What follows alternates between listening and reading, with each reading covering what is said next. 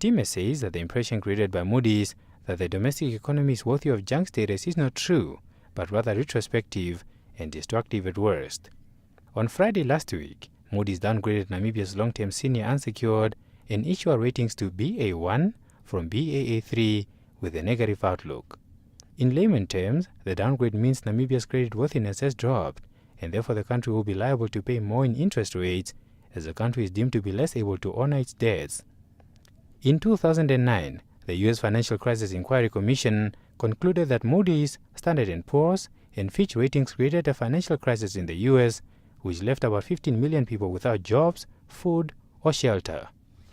I am highly disappointed by the downgrade of Moody, and I have to be very, very clear on that generally the credibility, transparency and believability of some of these rating agencies are under pressure.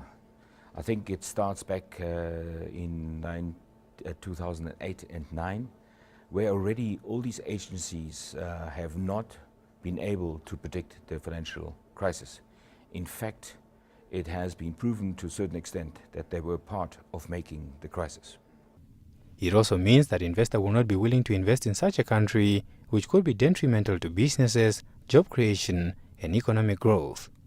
Time says that the downgrade by Moody's is misleading and appears to paint the country as politically unstable, which is far from the truth, he told NBC News.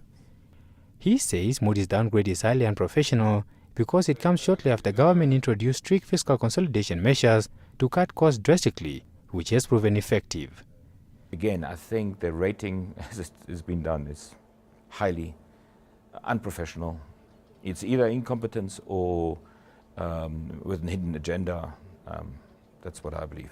I really would like to call on Moody's to do their work more properly, to take into account not only quantitative information but qualitative information, and not doing it after the event, maybe doing it before. He says Namibia still has one of the best robust financial systems globally and is still in a better shape to repay its loans, which now stands at 41.9% of GDP. Namibia's next rating by Moody's is scheduled on the 10th of November this year. Kaipa Kanji, NBC News, Windhoek.